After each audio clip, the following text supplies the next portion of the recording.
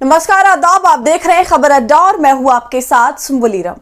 दोस्तों, दिल्ली विधानसभा चुनाव 2025 का बिगुल बज चुका है और इसी के चलते सियासी हलचल भी तेज हो गई है और सर्वे के साथ साथ ओपिनियन पोल्स का भी बाजार गर्म हो गया है।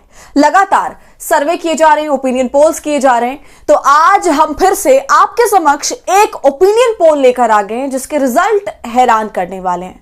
दोस्तों, इससे पहले भी हमने कई सर्वे के रिजल्ट्स आपको दिखाए थे, उनका विश्लेषण किया था और ज्यादातरों में आम आदमी पार्टी को भारी बहुमत देखने को मिली थी। मगर आज के ओपिनियन पोल में कुछ खास है, कुछ अलग अपडेट भी है जो दिल्ली का पूरा सियासी समीकरण बता रहा है। तो आज केवल मोटा मोटा सर्वे नहीं बताएंगे बल्कि दिल्ली की लगभग सभी सीटों पर क्या चल रहा है वो सब बताएंगे, वहां का हाल बताएंगे। तो आप वीडियो में अंत तक जरूर बने रहिएगा, एक एक कर सारा विश्लेषण आज करेंगे। तो दोस्तों, हिंदी खबर नामी चैनल ने मीडिया ब्रिंक जो संस्था है उसके साथ जुड़कर ये ओपिनियन पोल किया है। इसमें 400 से ज्यादा सर्वे और फीड सुपरवाइजर की टीम तैयार की गई थी और दिल्ली की सभी 70 सीटों पर 30 दिनों के अंदर ये पोल किया गया। तो दोस्तों, दिल्ली में कौन पार्टी लीड कर रही है ये शायद बच्चा बच्चा जानता है, क्योंकि पिछले 10 सालों से कैसे आम आदमी पार्टी ने अपना झाड़ू सभी पार्टियों पर चलाया वो सभी ने देखा। सालों से जिस कांग्रेस का राज था दिल्ली पर, उसे केजरीवाल की पार्टी ने दबा दिया और ऐसे सत्ता में आई कि अब तक रेस में टॉप पर बनी हुई है। लेकिन दोस्तों, इस बार जिन दो पार्टियों की टक्कर मानी जा रही है वो है भाजपा और आप। कांग्रेस के लिए इस बार भी संघर्ष ही है, लेकिन बीते महीनों में केजरीवाल का और उनकी पार्टी के शीर्ष नेताओं का जो हाल हुआ, जो जेल के चक्कर लगे, उसका कहीं ना कहीं दुष्प्रभाव पड़ा है और इसका फायदा उठाने में भाजपा बहुत हद तक सक्सेसफुल रही है। तो चलिए दोस्तों, अब ओपिनियन पोल की भी बात कर लेते हैं। तो ओपिनियन पोल कहता है कि दिल्ली में कायम है केजरीवाल का जादू, दिल्ली चुनाव में फिर चलेगी आपकी झाड़ू। जी हां, हिंदी खबर के ओपिनियन पोल में आपकी सरकार बन रही है, बीजेपी की सीटें बढ़ेंगी लेकिन फिर भी उसे 5 साल और इंतजार करना होगा।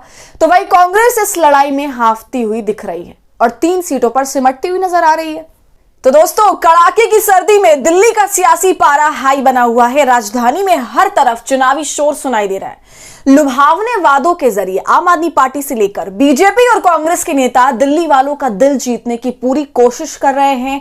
कोशिश क्या, पुरजोर कोशिश कर रहे हैं, लेकिन दिल्ली के लोगों को अभी तक केजरीवाल पर और उनकी आम आदमी पार्टी पर भरोसा बना हुआ है। जिस तरह से केजरीवाल ने फ्री बिजली, पानी, शिक्षा, स्वास्थ्य, इन सभी चीजों की सुविधा दिल्ली की जनता को दी हुई है, इससे दिल्ली की जनता खासा प्रभावित है और ये हमें देखने को इस सर्वे में, इस ओपिनियन पोल में दिख भी रहा है।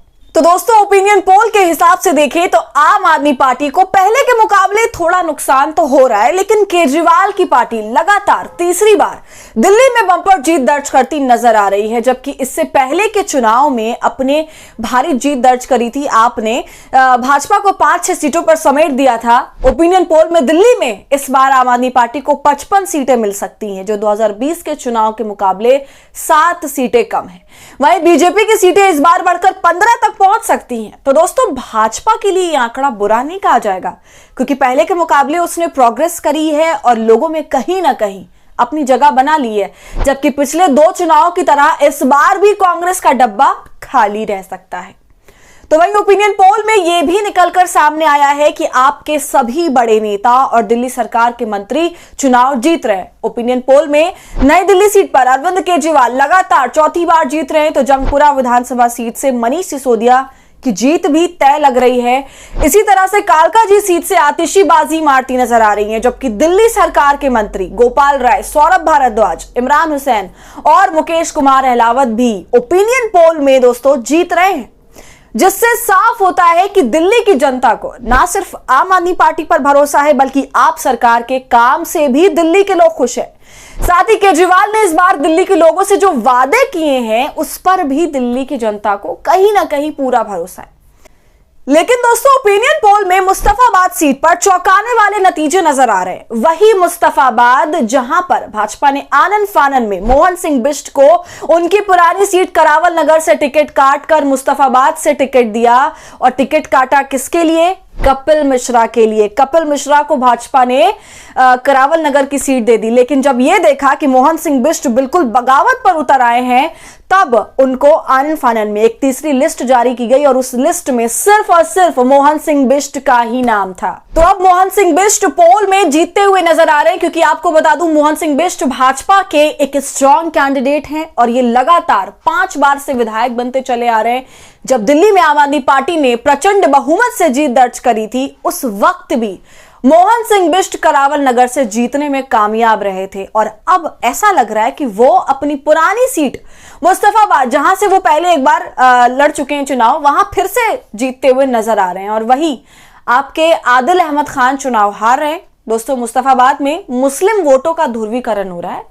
आप कांग्रेस और एआईएमआईएम में मुस्लिम वोट बट रहा है, जिस वजह से आपको 17% वोट का नुकसान हो रहा है। वैसे सिर्फ मुस्तफाबाद में ही नहीं, बल्कि आम आदमी पार्टी को इस बार ओवरऑल दिल्ली के चुनाव में 45% वोट का नुकसान हो सकता है। और पिछली बार के मुकाबले आम आदमी पार्टी का ग्राफ नीचे गिरा है और 54% से इस बार 49% तक वोट मिलने का अनुमान है, जबकि बीजेपी को 39% और कांग्रेस को 5.8% तक वोट मिल सकते हैं। अन्य के खाते में 6.1% वोट जा सकते हैं। तो दोस्तों, कुछ ऐसा स्टेटस है फिलहाल दिल्ली का। थोड़ा नुकसान झेलते हुए केजरीवाल फिर भी सत्ता में वापसी करते दिख रहे हैं और भाजपा विपक्ष की भूमिका निभाती दिख रही है। हालांकि उसके हालात पहले से बहुत बेहतर हुए हैं दिल्ली में। वहीं कांग्रेस अभी भी कछुआ चाल में है, लेकिन 5 फरवरी को जब चुनाव होंगे और 8 को इसका रिजल्ट आएगा, तब ही पक्की बात की जा सकती है। लेकिन फिर भी ज्यादा उलटफेर देखने को नहीं मिलेगा, अनुमान तो यही लगाया जा रहा है।